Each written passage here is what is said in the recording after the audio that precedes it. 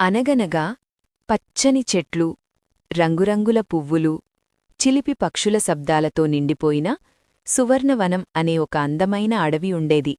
ఆ అడవిలో అడవికి రాజైన ఒక పెద్ద సింహం ఉండేది. అది చాలా బలమైనది. దాన్ని చూసి అడవిలోని జంతువులన్నీ భయపడేవి. ఆహా, ఇవాళ చాలా ఎక్కువగా తినేశాను. ఇక నడవలేకపోతున్నాను.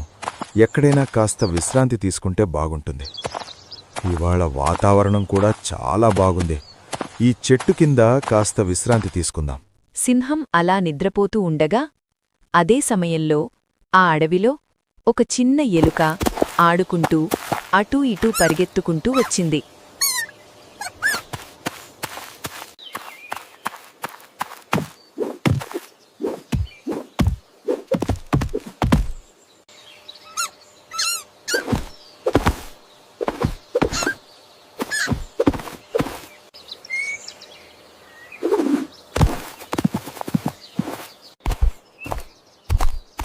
ఒక కొమ్మ నుంచి ఇంకో కొమ్మకి ఆడుకుంటూ తెలియకుండానే ఆ ఎలుక సింహం మీద పడిపోయింది.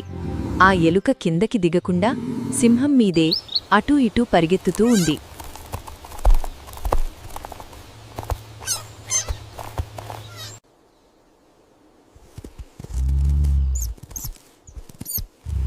అలా పరిగెత్తుతూ కిందకి దిగబోతుండగా ఒక్కసారిగా సింహం నిద్రలేచింది. సింహం తన పంజాతో ఆ చిన్న ఎలుకను పట్టుకుంది.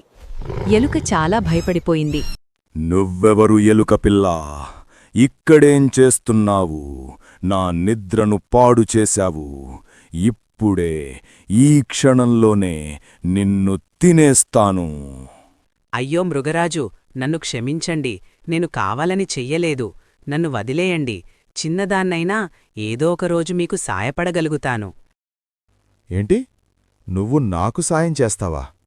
ఒక్కసారి గట్టిగా ఊదితేనే గాల్లోకి ఎగిరిపోయేంత చిన్నవాడివి నువ్వు. అసలు నేనెవరో నీకు తెలుసుగదా? ఈ అడవికి రారాజుని నేను. నా బలం ముందు నీ శక్తి ఏమాత్రం పనికిలాదు. అలాంటిది నువ్వు నాకు సాయం చేస్తావా? నిజం చెప్పాలంటే నీమీద నాకు చాలా కోపంగా ఉంది. నిన్ను తినేయాలనిపిస్తోంది. కాని నా కడుపులో ఇప్పుడు చోటులేదు. ఈరోజు నీ అదృష్టం బాగుంది. మళ్ళీ నా కంట పడకు. ఇక్కడ్నించి వెళ్ళిపో. ధన్యవాదాలు రాజా. ఎలుక చాలా సంతోషించి సింహానికి ధన్యవాదాలు చెప్పి అక్కడినుంచి వెళ్ళిపోయింది. కొన్ని రోజుల తర్వాత ఆ అడవిలోకి కొంతమంది వేటగాళ్లు వచ్చారు.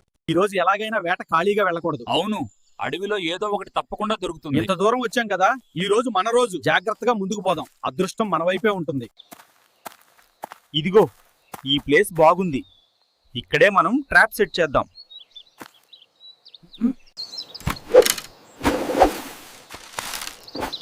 వాళ్ళు ఒక పెద్ద వల వేసి ఆ వల కనిపించకుండా ఆకులతో కప్పేసి వెళ్లి దాక్కున్నారు. అదే సమయంలో ఆ సింహం అటువైపుగా వస్తూ ఉంది. ఇవాళ చాలా ఆకలిగా ఉంది. ముందు నా కంట పడినదాన్ని వేటాడాలి. తెలియకుండానే ఆ వలలో చిక్కుకుంది. ఎంత ప్రయత్నించినా వల నుంచి బయటకు రాలేకపోయింది. చాలా గట్టిగా గర్జిస్తూ అరుస్తోంది. ఏంటిది? ఇక్కడ ఏం జరుగుతోంది? ఈరోజు వేట నాకు దొరికిందనుకున్నా, కానీ నేనే వేటగా మారేనా? కాపాడండి, కాపాడండి, ఎవరైనా కాపాడండి. ఆ గర్జన శబ్దం అడవి అంతా మార్మోగిపోయింది.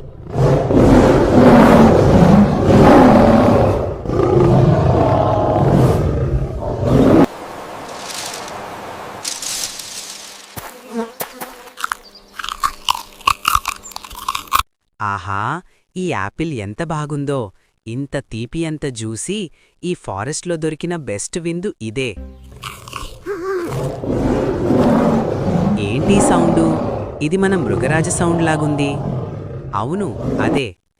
ఆ శబ్దం విన్న వెంటనే ఆ చిన్న ఎలుక అక్కడి నుంచి చాలా వేగంగా పరిగెత్తుకుంటూ వెళ్ళింది.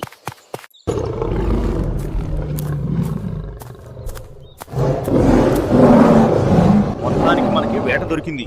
అది కూడా చాలా పెద్ద వేట చిక్కింది. త్వరగా పదండి, వెళ్ళి బండి తెచ్చుకుందాం. దీనిని తీసుకెళ్ళాలి.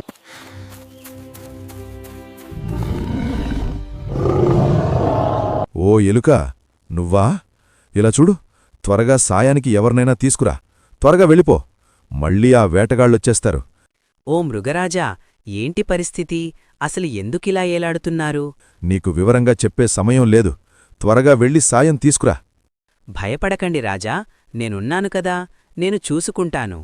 ఏమి చేస్తున్నావు ఎలుక? సింహం ఎంత చెప్పినా వినకుండా ఎలుక చెట్టుమీదకు ఎక్కి వల దగ్గరకు వెళ్ళింది.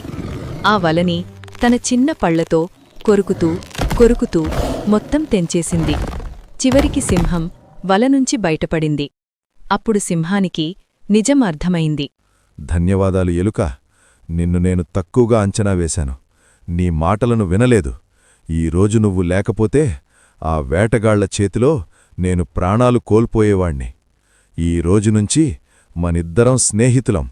సో పిల్లలు, ఈ కథ మనకు చెప్పే నీతేమిటంటే, ఎవరినీ చిన్నవాడని లేదా బలహీనుడని తక్కువగా అంచనా వేయకూడదు.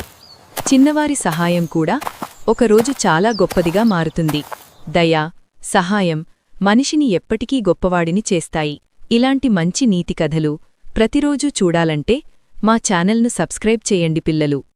ఈ కథ మీకు నచ్చితే లైక్ చేయండి, షేర్ చేయండి. మళ్ళీ మరొక అందమైన కథతో త్వరలో కలుద్దాం.